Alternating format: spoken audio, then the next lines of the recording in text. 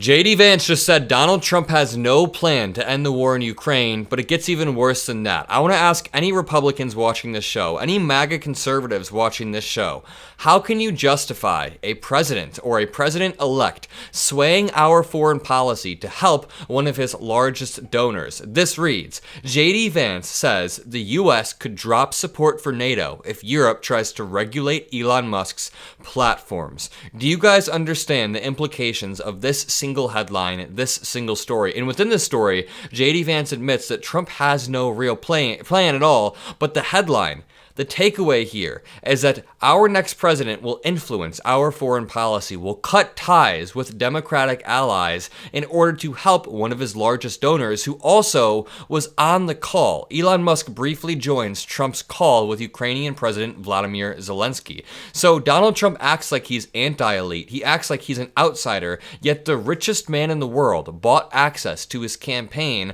and with doing so is now on these massive calls and now has protection for his own company. So just to lay the groundwork really quickly, then we'll talk about the implications after.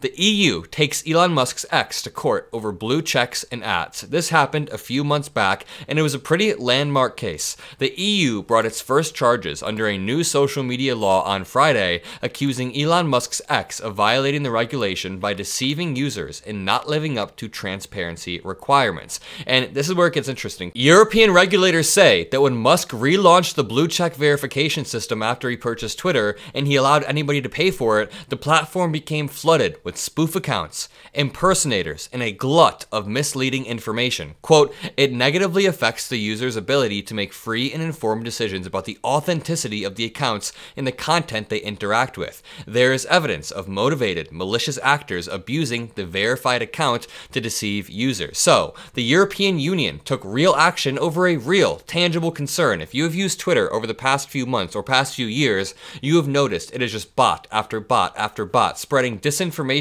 that only helps people like Vladimir Putin. We can dig into examples later, but this brings us back to the article that dropped recently. JD Vance says, in more words or less, that we will hurt our democratic alliances abroad to protect the elite in America. Elon Musk is the elite. He's the richest man in the world, and Donald Trump acts like he is against the elite. He's against the establishment, except he will cut ties with all of the EU, all of NATO, in order to protect Elon Musk. Let's dig into this article because there's a lot to break down here. JD Vance has suggested that American support for NATO should be predicated on the European Union treating Elon Musk nicely, or not regulating Elon Musk and his ex-social media platform, formerly known as Twitter. And I'm just gonna say it, this type of vertical integration between private enterprise and the state, that is fascism, or that is us leaning into fascism, and it makes it all the worse that Elon Musk has X, which is essentially state media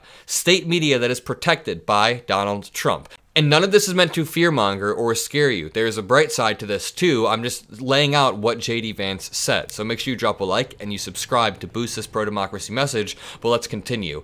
The Republican vice presidential-elect claimed in an interview with YouTuber Sean Ryan that a top EU official had threatened to arrest Elon Musk if he allowed former President Trump back on X, or if he allowed the unfettered spreading of disinformation while actively boosting up that disinformation.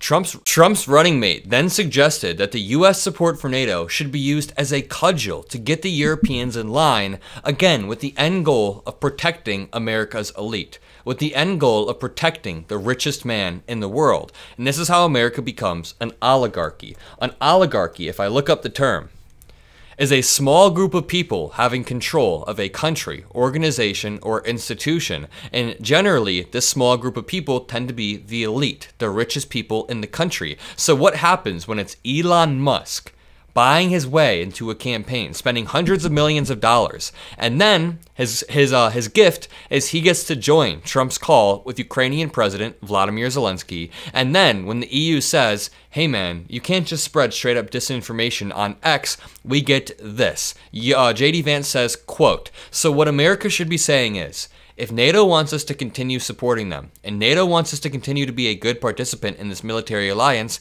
why don't you respect American values and respect free speech? I'm sorry, but Elon Musk equals American values? That dude was an illegal immigrant for a while. So either you say that illegal immigrants can respect American values to the fullest, or Elon Musk doesn't respect American values, which he doesn't. He's trying to trick our population actively. Respecting free speech on the platform where Elon Musk oftentimes demotes dissent in the algorithm, promotes right-wing stuff. Vance then said, quote, "It's insane that we would support a military alliance if that military alliance isn't going to be pro-free speech. I think we can do both, but we've got to say the American power comes with certain strings attached." Again, he is trying to protect the elite of America like Elon Musk doesn't have the resources to protect himself, number one. Number two, like our democratic alliances are somehow less important than Elon Musk's weird ecosystem of disinformation that he's created on the app X. I almost think the Europeans should call JD Vance and Donald Trump's bluff. Continue to regulate Twitter, and not just regulating Twitter for no point or just to strike back at Elon Musk. That's not what they're doing. They're regulating Twitter with the end goal of stopping the disinformation that is boosted. There is evidence of motivated, malicious actors abusing the verified account to deceive users. If we opened my Twitter right now, I follow mostly liberal accounts, but I follow a lot of Republicans too. But if I opened my Twitter, it would be a new level. It would be conspiracy theory after conspiracy theory, and then it would be a normal video of a cat, then conspiracy theories, and that's what normal Americans get when they open Twitter for the first time. I mean, it's fine if I follow Charlie Kirk and then I follow a bunch of liberal accounts, but it's not fine that every time I open my For You page, I'm getting videos of conspiracy theories and how great Trump is, and AI videos of Kamala Harris posted by the owner of the app. Again, it negatively affects users' ability to make free and informed decisions about the authenticity of the accounts and the content they interact with. Many people are tricked into thinking that blue checkmark equals true when blue checkmark now means you have $7 and we're able to pay to play. So, Musk has been accused of banning several journalists since taking over Twitter, now X. Not just banning several journalists. We need to talk about this more. He banned people for the same reason that they said Elon Musk had to buy Twitter in the first place. So basically, there was this huge rumor in 2020 that the government was actively suppressing the Hunter Biden laptop story. Not just the government, but the government was colluding with all of these different agencies to suppress the Hunter Biden laptop story, which the real story goes like this. The Hunter Biden laptop comes like a week before the election. Nobody could authenticate it. They had no way to authenticate it, so they said, hold off reporting, this could be Russian disinformation, and that ended up blowing the story up further. So a few weeks back, right before the election, we get this JD Vance dossier from Iran. We get this Iranian information about JD Vance. And as it's getting posted on Twitter, Elon Musk starts to strike these accounts down because the FBI asked him to. The FBI asked Elon Musk to strike down foreign interference, and he did it the same way that 4 years ago they did it with the Hunter Biden laptop. Yes, when Russia or Iran is trying to meddle in your elections by messing up the media ecosystem, it's fine if you want to stop that from happening, but the double standards are just so insane that people will never call Republicans out for this, but we do on this show. Quote, "I'm not going to go to some backwoods country and tell them how to live their lives," Vance added, "but European countries should theoretically share American values, especially about the very basic things like free speech." It is so embarrassing that Republicans ever try to pull the free speech card after, number one, Donald Trump said back in 2015, and still says to this day, if you burn an American flag, you should go to jail. That is free speech. It falls under our First Amendment right. I would never burn an American flag, but you shouldn't go to jail for it. Also, I never want to hear Republicans cry about free speech again after Elon Musk has banned people, and the right-wing FCC commissioner, Brendan Carr, told Maria Bartiromo recently that NBC could lose its license over having Kamala Harris at SNL. Trump has also called on Brendan Carr to strip licensing away from MSNBC, from NBC, of course, from all of these different liberal-leaning organizations. Take a listen. What should be the ramification here? Yeah, we need to keep every single remedy on the table. I mean, one of the remedies the FCC has ultimately would be license revocation if we find that it's egregious, and we'll see what they have to say about this. But it needs to deter this type of conduct, because when you're 50 hours before the opening of Election Day, the whole purpose of this rule... License revocation. They've talked about this for multiple liberal-leaning corporations just because they boosted Kamala Harris's campaign.